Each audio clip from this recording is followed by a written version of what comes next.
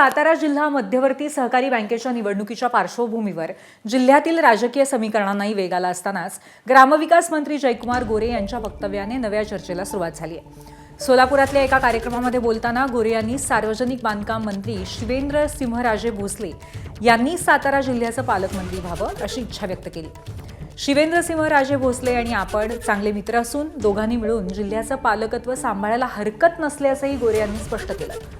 साताऱ्याची जबाबदारी सध्या मंत्री शंभूराज देसाई यांच्याकडे आहे, त्यामुळे गोरे यांच्या वक्तव्यामुळे पालकमंत्रीपदाच्या बदलाची चर्चा पुन्हा रंगली होती.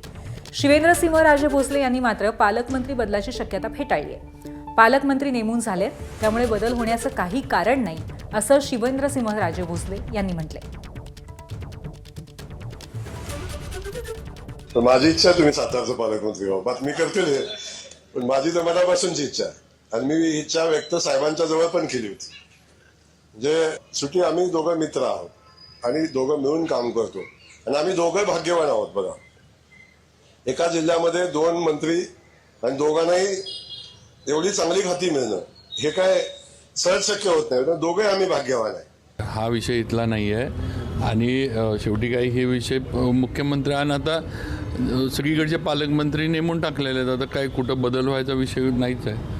ते आता कसं आम्ही दोघं कार्यक्रमाला होतो, कार्यक्रमात आपलं भाषणात झालेला विषय तो